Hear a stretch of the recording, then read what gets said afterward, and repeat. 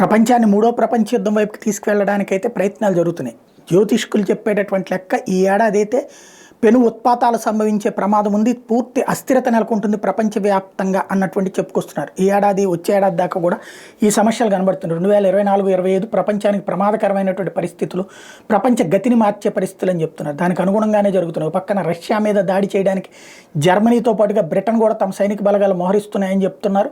ఇంకో పక్కన రష్యా యుద్ధాన్ని విస్తృతం చేసేటువంటి పరిస్థితి ఉందని నాటో దేశాలు యుద్ధానికి ప్రిపేర్ అవుతున్నాయి. అది ఒకవైపునైతే తాజాగా ఇజ్రాయెల్కి వ్యతిరేకంగా అటు పక్కన లెబనాన్ కావచ్చు, యెమెన్ కావచ్చు, పాలస్తీనా కావచ్చు, ఈ మూడింటి వైపు నుంచి దాడులు జరుగుతుంటే ఇజ్రాయెల్ ఆ ముగ్గురిని దెబ్బతీస్తుంటే హౌతీ తీవ్రవాదులు వచ్చి వాణిజ్య నౌకల్ని దెబ్బతీయడం ద్వారా ప్రపంచాన్ని రెచ్చగొడుతూ ఉంటే ప్రపంచ దేశాలన్నీ కలిసి ఇప్పుడు యుద్ధానికి సిద్ధపడుతున్నటువంటి పరిస్థితి. ఈ దశలో తాజాగా చూసుకుంటే మరికొన్ని కీలక పరిణామాలు చోటు చేసుకుని జర్మనీ ఇజ్రాయెల్కి ఆయుధ సాయం చేయడానికి ముందుకొచ్చింది.